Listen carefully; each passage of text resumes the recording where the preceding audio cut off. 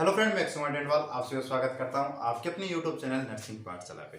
तो फ्रेंड, आज मैं आप लोगों के लिए कुछ इंपॉर्टेंट एमसीक्यू लेके आया हूं जो आप लोगों के लिए आने वाले जितने भी अपकमिंग एग्जाम है उनके लिए इंपॉर्टेंट रहने वाले हैं। तो ज़्यादा टाइम वेस्ट नहीं करते हैं, अपनी क्लास को स्टार्ट करते हैं। तो फर्स्ट क्वेश्चन जो है वो आप लोगों के सामने है। तो फर्स्ट क्वेश्चन क्या पूछ रहा है कि newly married healthy couple is asking for a best method of contraceptive and which of the following method nurse with advice. कि एक न्यूली मैरिड कपल है वो आप लोगों के पास आया है और वो आके पूछ रहा है कि हम अभी फैमिली प्लानिंग है वो नहीं करना चाहते, यानी बच्चे अभी नहीं करना चाहते हैं और अब हम अपना माहौल है वो बनाना चाहते हैं, सेक्स है वो लाइफ एंजॉय करना चाहते हैं।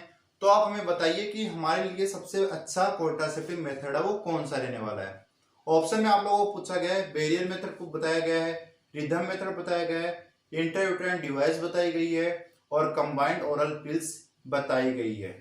तो अब आप आंसर दीजिए कि भाई कौन सा आपका जो आंसर है वो सुटेबल रहेगा इस क्वेश्चन के अकॉर्डिंग। क्या बेरियल मेथड रहेगा?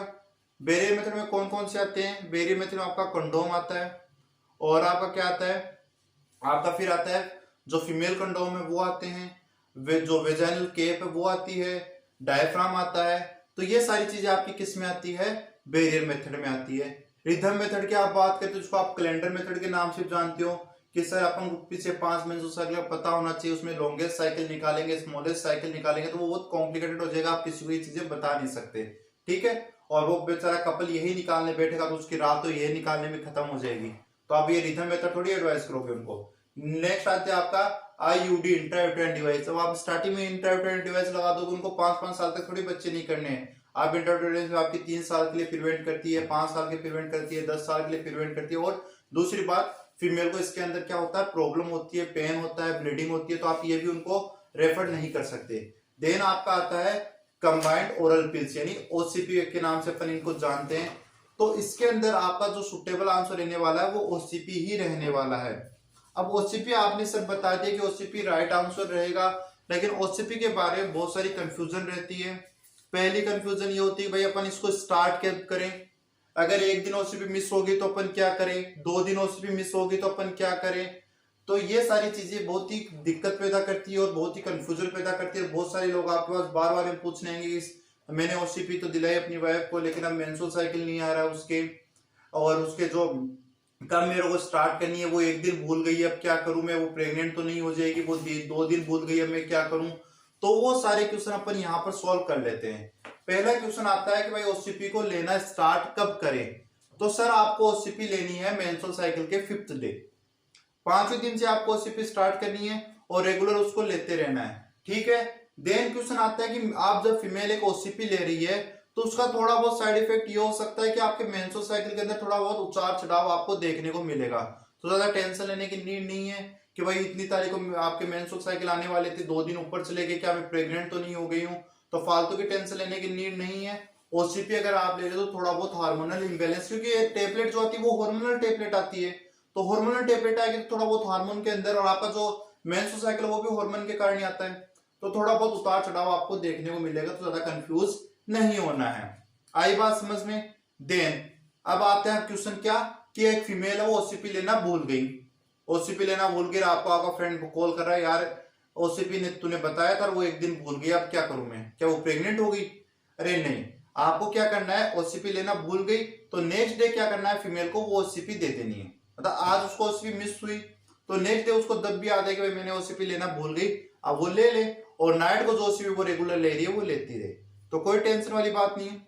अब थोड़े बहुत भुलक्कड़ और भी ज्यादा भुलक्कड़ हो सकते हैं जो एक दिन के बजाय 2 दिन भूल गए, तो क्या करना है, तो भाई 2 दिन भूल गए तो आपको क्या करना है, 2 टेबलेट जो भूली है उनको छोड़ो और रेगुलर अपना कोर्स स्टार्ट रखो। लेकिन इसके साथ आपको क्या करना है, अगले वाले 7 दिन, ये इंपॉर्टेंट चीज है, आगे वाले 7 दिन आपको कोई अदर कॉन्ट्रासेप्टिव मेथड है वो अप्लाई करना है, जिससे आपका बेरियर मेथड आपका सुटेबल रहता है। तो ये सारी चीजें आपको यहाँ पर याद रखनी है। आई बात समझ में? देन नेक्स्ट बात करते हैं। नेक्स्ट क्वेश्चन क्या पूछ रहा है कि best response for a nurse to the women who miss single dose of oral contraceptive pills, कि एक फीमेल का सबसे बेस्ट रिस्पॉन्स क्या रहेगा जब एक फीमेल है वो सिंगल डोज ओसीपी की मिस कर चुकी है। तो सर अगर सिंगल डोज मिस कर चुकी है, मैंने अभी बताया अगले दिन 2 टेबलेट वो ले सकती है। तो क्या रहेगा, take 2 pills that next day and continue with course, discontinue the course, use barrier method, none of this. तो आपका राइट आंसर क्या रहेगा, ऑप्शन ए है वो यहाँ पर आपका राइट आंसर रहेगा। आगे बात समझ में।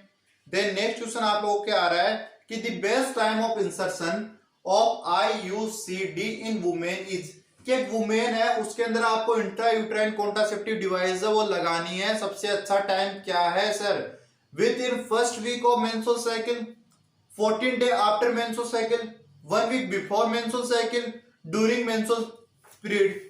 तो कब लगाओगे, तो सर अगर आपको IUCD लगानी है, इंट्रायूट्राइन कॉन्ट्रासेप्टिव डिवाइस लगानी है, तो मेंस्ट्रुअल साइकिल के स्टार्ट वाले 7 दिन के अंदर आप इंसर्ट कर दो IUCD को, इंट्रायूट्राइन कॉन्ट्रासेप्टिव डिवाइस को। आई बात समझ में। इसमें बहुत सारे नाम आते हैं, जैसे कोपर्टी 380 है, कोपर्टी 200 है, तो ये सारी चीज अपन पढ़ेंगे आगे चलकर, ठीक है। लेकिन एक चीज यहाँ पर आपको याद रखनी है, जो फर्स्ट कॉन्ट्रासेप्टिव डिवाइस थी वो कौन सी थी, वो कोपर्टी 7 थी। ये क्वेश्चन निकल के आता है कि सर आपकी जो फर्स्ट कॉन्ट्रासेप्टिव डिवाइस थी जो बनी थी IUCD के अंदर, वो कौन सी थी, तो वो सर आपकी थी कोपर्टी 7 थी, ठीक है। देन नेक्स्ट अगर बात करें, अगर आपको इन्हीं क्वेश्चनों के नोट्स चाहिए, हिंदी में नोट्स हैं, अगर आपको वो चाहिए तो हमारे व्हाट्सएप नंबर है जो आपके पास होंगे, अगर नहीं है तो हमारे जो स्क्रीन के ऊपर व्हाट्सएप नंबर दिखाई दे रहे हैं उन पे मैसेज कर दे और आपको जो नोट्स है वो मिल जाएंगे।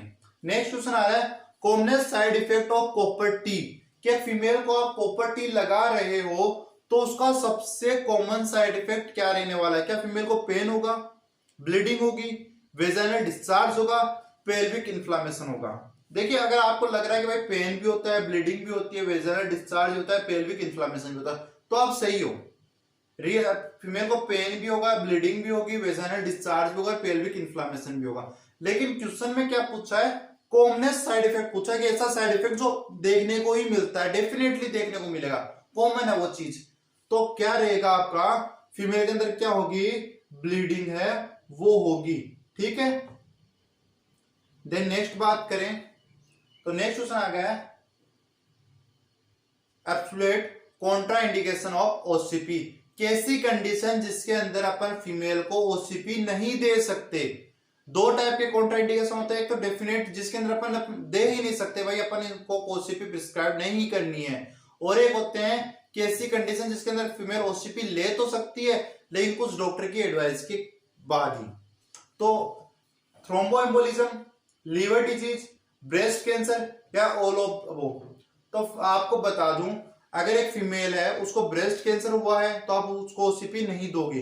अगर उसको लीवर डिजीज है, जैसे लीवर सिरोसिस हो गया, इस टाइप के अगर उसको डिजीज है, अगर उसको कोई कार्डिक डिजीज है, अगर उसको हाइपरटेंशन रहता हो, रेगुलर हाइपरटेंशन हो, तो ऐसी टाइम की कंडीशन है, थ्रोम्बोएम्बोलिज्म की कंडीशन है, तो अपन उसको OCP नहीं देते हैं, ठीक है। और इसके साथ साथ क्या आता है, अगर एक फीमेल है वो सिगरेट लेती हो यानी स्मोकिंग करती हो मोर देन 15, एज में 15 से ज्यादा सिगरेट अगर वो पी रही है तो उसको आप OCP प्रिस्क्राइब नहीं करोगे। तो ये कुछ कंडीशन है जिसके अंदर अपन फीमेल को OCP नहीं देते हैं। तो आपका यहाँ पर राइट आंसर क्या रहेगा, ऑल अबो रहने वाला है कि सर ऐसी कंडीशन में अपन फीमेल को OCP प्रिस्क्राइब नहीं करते हैं। देन नेक्स्ट क्वेश्चन की अगर बात करें, on prescribe of oral pills to the use, the healthcare worker will ask about the following except, कि आप किसी को OCP प्रिस्क्राइब कर रहे हो तो पेशेंट से आप क्या इंफॉर्मेशन लोगे, नंबर ऑफ लाइव बर्थ, क्योंकि कितने बच्चे, ये इंफॉर्मेशन आप लोगे, क्लेप टेंडरनेस लोगे, हेडेक लोगे या स्वेलिंग ऑफ फिट लोगे। तो आपको मैं बता दूं, अपन को इस चीज से कोई लेना देना नहीं है कि भाई उसके कितने बच्चे हैं या कितने नहीं हैं, ये इंफॉर्मेशन अपन फीमेल से नहीं लेते हैं। तो number of live birth upon information collect नहीं करते हैं, और हेडेक की, क्लेप टेंडरनेस की या स्वेलिंग ऑफ फिट की इंफॉर्मेशन अपन फीमेल से कलेक्ट करते हैं। क्यों हो सकता है उस फीमेल को OCP का कोई साइड इफेक्ट हुआ हो, इस कारण से अपन ये इंफॉर्मेशन कलेक्ट करते हैं। ओके, देन नेक्स्ट क्वेश्चन क्या आ रहा है आपके सामने, नेक्स्ट क्वेश्चन पूछ रहा है आपको, नेक्स्ट क्वेश्चन क्या पूछ रहा है, which of the following is terminal method of contraceptive method in male, कि टर्मिनल मेथड कौन सा है मेल के अंदर। आपने जब कॉन्ट्रासेप्टिव मेथड पढ़े थे तो 2 टाइप के पढ़े थे, एक पढ़ा था आप लोगों ने परमानेंट, एक पढ़ा था टेम्परेरी। मैंने टेम्परेरी के बारे में बताया था कि ऐसे मेथड जिनको मेल या फीमेल को रेगुलर यूज लेना पड़ता हो, टाइम टू टाइम, या तो उनको चेंज करना पड़ता है या उनको रेगुलर यूज करना पड़ता है। या नहीं है कि एक बार आपने वो मेथड यूज किया और आप फिर प्रेग्नेंट होने के चांसेस ही खत्म हो गए। और परमानेंट या जो टर्मिनल मेथड होते हैं वो क्या होते हैं, ऐसे मेथड होते हैं जिनको अगर आपने एक बार यूज कर लिया उसके बाद आप लाइफ टाइम के लिए क्या हो जाते हो, जो प्रेगनेंसी है वो अचीव नहीं कर पाते हो, स्टेराइल हो जाते हो। तो मेल के अंदर ऐसा टर्मिनल मेथड कौन सा होता है, आईयूसीडी होता है, केमिकल मेथड होता है, वेसेक्टोमी होता है, फिर कंडोम होता है। तो मेल के अंदर कौन सा होता है, वेसेक्टोमी होता है। जो वास्ट डिफरेंस होती है उसको यहाँ पर क्या कर दिया जाता है, टाई कर दिया जाता है। ठीक है फ्रेंड, तो ये आपका होता है इसके अंदर वेसेक्टोमी। देन नेक्स्ट क्वेश्चन की अगर बात करें तो नेक्स्ट क्वेश्चन आप लोगों के सामने, the metal which is common use for family planning is, कि जो फैमिली प्लानिंग है उसके लिए सबसे जो ज्यादा यूज होने वाला मेटल कौन सा है, कॉपर है, एल्यूमिनियम है, आयरन है या सिल्वर है। सबको पता है, अपन बार बार पढ़ते हैं copper T copper T copper T. तो सबसे ज्यादा यूज होने वाला मेथड कौन सा है, वो है आपका कॉपर टी। आई बात समझ में।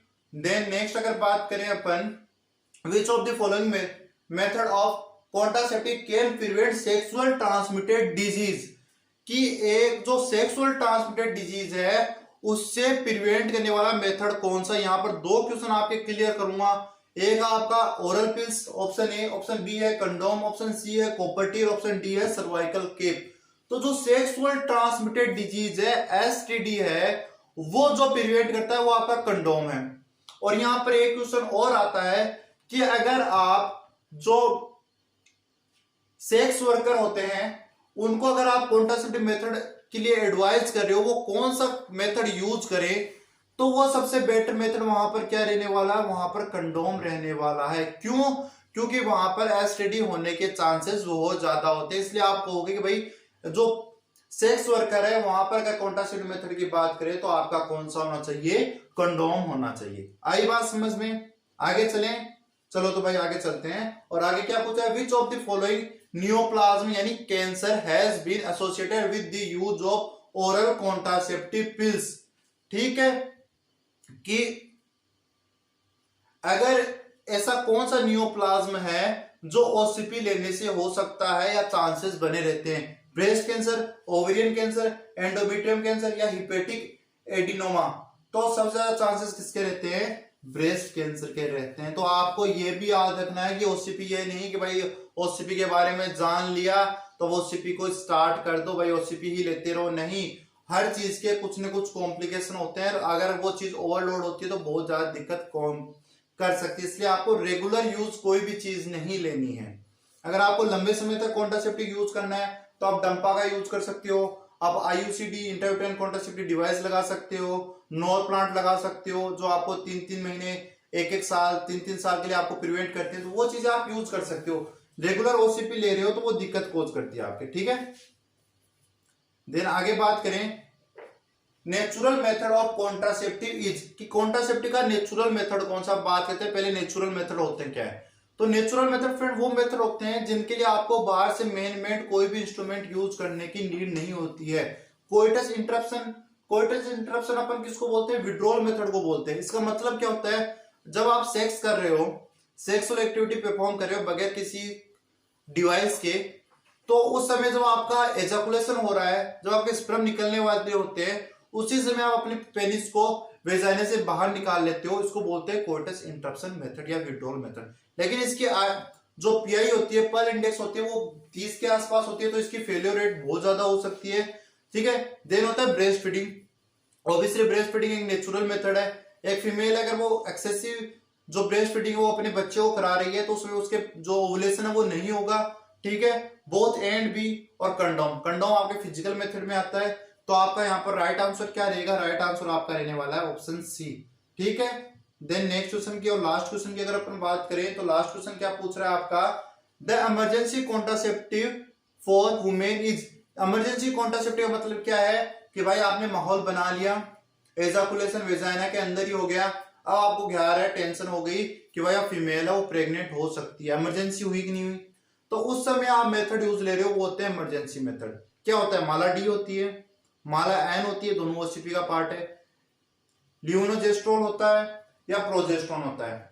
तो मार्केट में जो इंडिया में अप्रूवल है वो है लियोनोजेस्ट्रोल, जिसको अपन 72 हावर्स पिल्स के नाम से भी जानते हैं। तो अपना सी रहेगा राइट आंसर कि जो आपने अनप्रोटेक्टेबल सेक्स किया है उसके 72 घंटे के बीच में आप ये मेडिसिन ले सकते हो। एक मेडिसिन आती है, ठीक है, और वो मेडिसिन लेकर आप क्या कर सकते हो, प्रेगनेंसी को होने से रोक सकते हो। तो ये कुछ अपने इंपॉर्टेंट एमसीक्यू थे। आई होप आपको अच्छे लगे हों, और जो कॉन्ट्रासेप्ट मेथड है उनसे भी और भी जो एमसीक्यू है वो बने हुए हैं। नेक्स्ट क्लास में आपको वो सॉल्व करवा दूंगा, और अगर आपको पीडीएफ नोट चाहिए तो व्हाट्सअप कर सकते हैं, ठीक है। अगर आज की क्लास अच्छी लगे तो क्लास को लाइक जरूर कर दे, और चैनल पर नहीं हो चैनल को सब्सक्राइब जरूर कर दे।